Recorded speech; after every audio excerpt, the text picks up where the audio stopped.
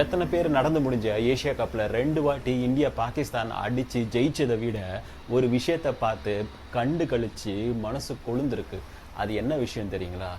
Match ஜெயிக்கிறதுக்கு முன்னாடியும் சரி, மேட்ச் ஜெயிச்சக்கு அப்புறமும் சரி, பாகிஸ்தான் பிளேயருக்கு ஸ்போர்ட்ஸ்மேன் ஸ்பிரிட் என்பதுக்கோசரம் கொடுக்கப்படுற ஹேண்ட் ஷேக்கை வந்துட்டு கொடுக்கவே இல்லை. இதனால் இந்தியன் பிளேயர்ஸ் என்ன சொல்ல வராங்கன்னா, முதல்ல நீங்கள் மனுஷனாக மாறுங்க. அதாவது நீங்கள் உங்கள் கண்ட்ரியில் டெரரிசத்தை ஆதரவு கொடுக்காதீங்க, அதனால் பாதிக்கப்படுறது உலக நாடுகள்.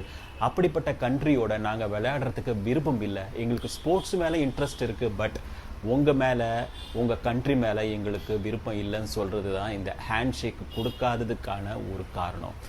இப்படி இவ்வளோ பங்கம் பண்ணியும் மேட்ச்சு பாகிஸ்தான் தோத்தோம். பவுண்ட்ரியில் ஹாரிஸ் ராவ் வந்துட்டு என்ன சொல்லியிருக்கிறாரு, என்ன பண்ணியிருக்கிறாரு பார்த்தீங்கன்னா, இந்தியன் ஆடியன்ஸை பார்த்து, அதாவது 6 ரெஃபேல் ஃப்ளைட்ஸை வந்துட்டு பாகிஸ்தான் வந்து ஆப்ரேஷன் சிந்தூரில் அடித்து உடச்சிட்டானுங்களாம். அதாவது குண்டு போட்டு தகர்த்துட்டாங்களாம். அதை அவர் சிம்பாலிக்காக இந்த மாதிரி ஆக்ஷனில் அவர் சொல்லி காமிக்கிறாரு. ஸோ பாகிஸ்தானை பொறுத்த வரைக்கும் எப்படின்னு பார்த்தீங்கன்னா, இப்போ நடக்கிறதுல மேட்ச்சு இந்தியா பாகிஸ்தான், இதுக்கு மட்டும் ஒரு டிவி சேனல் கவரேஜ் பண்ணலன்னு வச்சுக்கோங்களேன். அவங்க நேராக பாகிஸ்தானில் போய் என்ன சொல்லுவாங்கன்னா, நாங்கள் இந்தியாவை ஜெயிச்சிட்டோம், ஏஷியா கப்பும் ஜெயிச்சிட்டோம், கப்பு வந்து எங்ககிட்ட தான் இருக்குது, நாங்கள் ஞாயிற்றுக்கிழமை கொண்டு வந்து கப்பை ஜனங்க முன்னாடி காட்டுறோம் அப்படின்னு சொல்லுவாங்க. ஸோ இந்த அளவுக்கு ஒரு கேவலமான ஒரு விஷயத்த ஒரு கிரவுண்டில் பார்த்தீங்கன்னா, ஒரு ஸ்போர்ட்ஸ்மேன் ஸ்பிரிட் இருக்கிற ஒரு பிளேயர் பாலிட்டிக்ஸை கொண்டு வந்து 6 ரஃபேல் ஃப்ளைட்டை நாங்கள் அடித்து உடச்சிட்டோன்னு சொல்லிட்டு இந்தியன் பிளேயர்ஸை பார்த்து சொல்லியிருக்காங்க. இது ஆக்சுவலாக வந்து ஐசிசி விதிமீறல். இன்னொரு பிளேயர் என்ன பார்த்தீங்கன்னா, வெறும் 50 ரன் தான் அடித்தார். அதுக்கு அவர் காட்டுற ஆக்ஷன் பார்த்தீங்கன்னா, அவரோட பேட்டை எடுத்து துப்பாக்கி மாதிரி இந்தியன் பிளேயர்ஸ்க்கு, இந்தியன் ஆடியன்ஸுக்கு நேராக காமிச்சிருக்காங்க. இந்த 2 விஷயத்தை பார்க்கும்போது, ஜெயிக்கா தோக்கும் போதே நீ இப்படி பண்ணுறனா, ஜெயிச்சா நீ என்னென்ன அல்பு பண்ணுவேன்? அதான் ஆண்டவன் வந்து எல்லாருக்கும் அளந்து தான் வச்சுருக்கான்.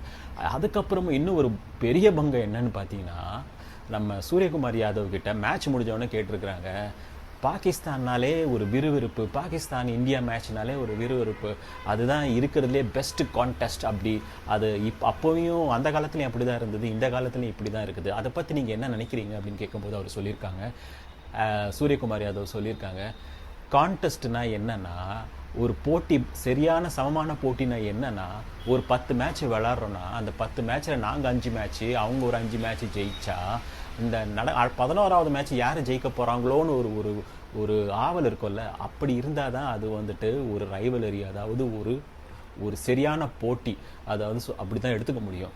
ஆனால் பாகிஸ்தான் பொறுத்த வரைக்கும் 10 மேட்ச் விளாட்னா அவங்க 10ல் 10 மேட்ச் எங்ககிட்ட தோக்குறாங்க. அப்படிப்பட்ட டீமை வந்துட்டு இந்தியன் டீமோட ஒரு கம்பேர்